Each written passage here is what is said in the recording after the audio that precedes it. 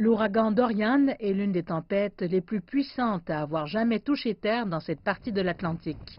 Les Bahamiens sont encore en train de saisir la dévastation laissée par cet ouragan monstrueux.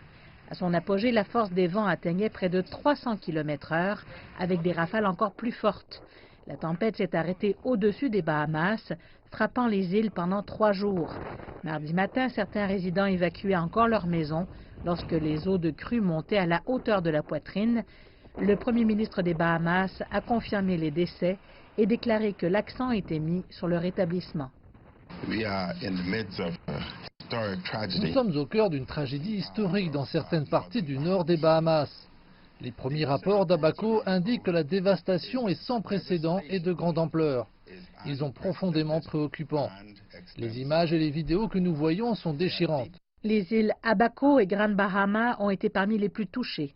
Nous pensons que plus de 13 000 logements ont été gravement endommagés ou détruits, ce qui représente environ 45% de toutes les habitations des deux îles. L'ouragan Dorian a été déclassé en tempête de catégorie 2, après plusieurs jours d'incertitude et de prévisions indiquant que la Floride serait la prochaine victime de la fureur. La tempête a débuté mardi dans le nord-ouest, longeant la côte de la Floride, tout en réduisant les risques d'atterrissage direct ici aux États-Unis.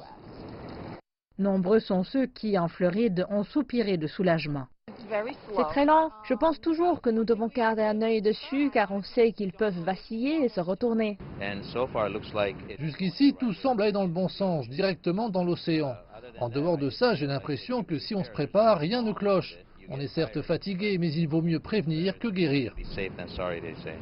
Se sentant un peu plus en sécurité et hors du chemin de Dorian, les habitants du sud de la Floride se mobilisent maintenant pour des secours à destination des Bahamas. Je pense vraiment que pour les gens là-bas, c'est affreux. Si c'était moi, j'espère que les gens feraient de même et j'aimerais vraiment en avoir plus.